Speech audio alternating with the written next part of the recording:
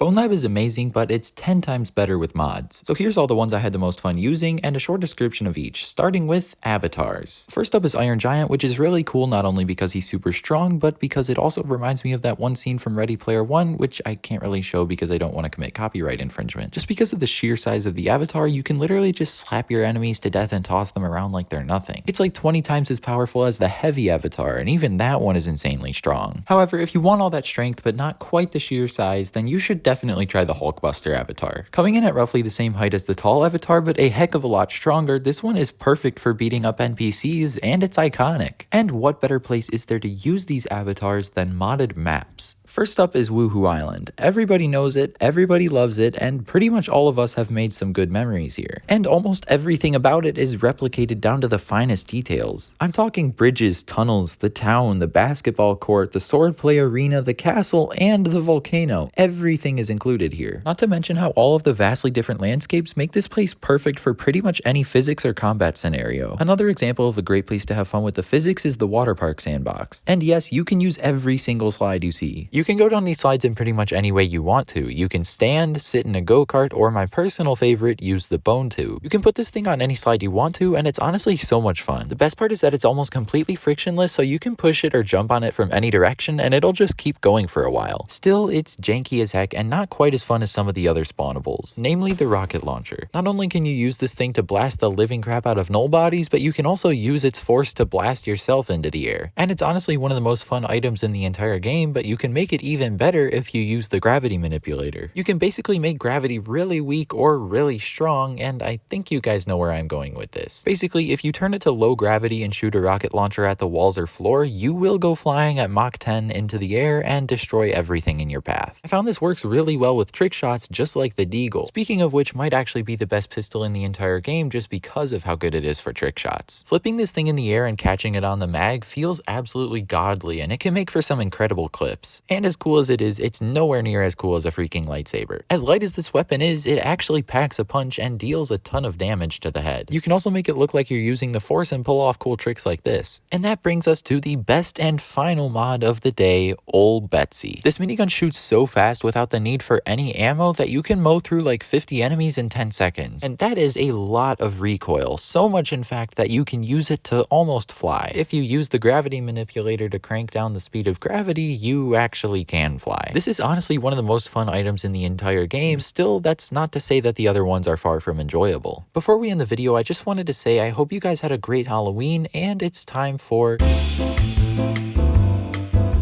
I was trying to decide what to carve into my pumpkin this year, and I decided on Walter White. It has nothing to do with Bonelab, but I figured I'd share it with you guys because, well, it's Halloween. Anyway, this has been Justin from Alternate Reality, signing off for now. See ya.